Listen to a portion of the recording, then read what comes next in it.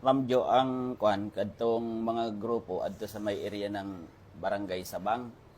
So actually may mga tropa ta na naka-standby doon mao nag-monitor sa ila just in case magbuhat sila ng mga dili mao na binuhatan. Wala gayud ta na mapugos gayud ta na magdakop tanan sa ila. So actually gani kaninang buntag na mo to may tawag ang isa ka concerned citizen na mao lagi ito nagbutang ng kuan, nagbutang ng tarpaulin diri sa may area ng Absolute mo adto tag-respondihan dayon ng kapulisan nato hangtod na nakaabot dun sa may area ng checkpoint.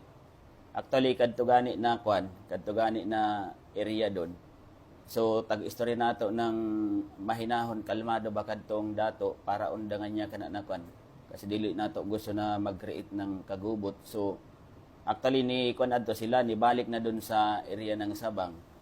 So nagtuo kami adto na nakuha na siya na ni subay ba sa kuan ito man sa sabot namo. So pag abot sab doon, nagbutang na sab sila ng signages. So ang mga motorista nanawag na naay checkpoint doon.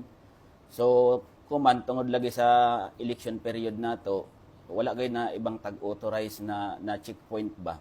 So mao to na wala ta na mahimuan dahil hanggay nato ng persado na magkuan na kinahanglan gay nato to baklason doon adtong kanila tag-establish nila na checkpoint.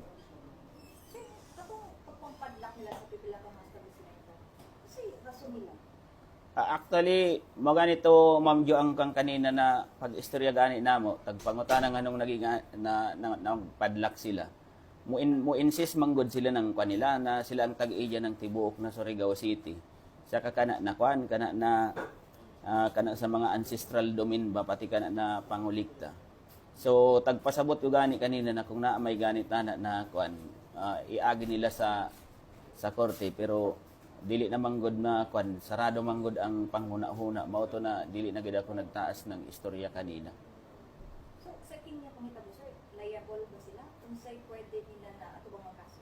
So actually hamok ta na tagkuan i-file na criminal complaints against sa ila. So tagtanaw namo kana na sa kana sa violation sa revised penal code nato especially kana na grave coercion, alarm and scandal. So tanan na makita nato do na possible na i-file sa ila, i-file nato gayud sa ila. So, plano pa lang isang at sir. So, naapa sila, gawas mo pa sila. O kasi kinahanglanan pa nato ang mga statement sab ng kuan ng mga witnesses pati ng complainant. Kapit daw, sir, karong gabi o karong kadlaw, himo ko ihapon sila yung atong himo nila pagpampadlak, pagbisita sa mga establishmento, o katong feeling sa pipila nga naharas sila. So actually ang kung gani nato kuman ang ato na kauban sa mobile force actually naka-alerto sab. So kanina kung nag-exercise ta ng maximum tolerance sa ila, wala na taning mahimo kundi pandako pong gay na just in case na magbuhat sila otro kay tagbuhat nila kay ng buntag. Sir, they are armed with samurai. Mm. O basi na apay ko ng arma sila gitaguan. So, na inyong initial info sir. So kuman wala kong ibang maikuan anay as long as na mabalidit ng intel ko ano pang naay sa ila hamok man ta ng mga remedy sa balaod nato para makuha legally kana ng mga ebidensya just in case gani na ay contraband sa ila na area.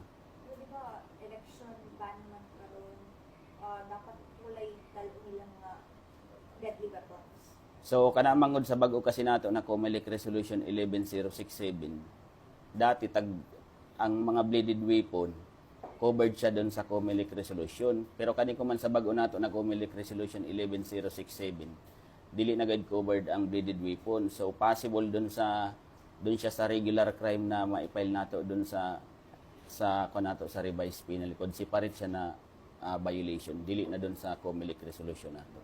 Are we still safe? Mauna ang mga pangutana sa public. Ay, nganong dili man tasip? Isolated incident ra man na sab. Kita man ang nasa gobyerno, nganong kita man ang mahadlok sab sa ila. So kung kita nagrespeto sa ila, sabihan ko gani kanina, kita nagrespeto sa ila. Pero kung ingana ra man ang abilidad nila, wala man sabtanin na mahimo. We will use all the necessary forces or resources ng government para ma-dismantle na sila.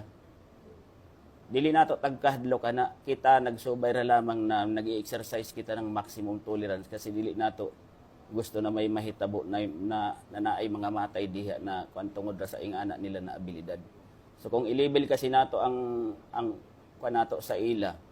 So pareho na taanin na kuan, pareho na taanin na tag-ubos nato ang kaugalingon nato despite na nakasabot sila, nakasabot kita na ingana ang kahimtang nila. So, ma-assure na to ang public, sir, na deny peace and order lang. Utrong ko, tag-assure ko sa public na kana isolated incident na sa sunod na may mahitabo na ingana, nakahibalawin sila kung ano sa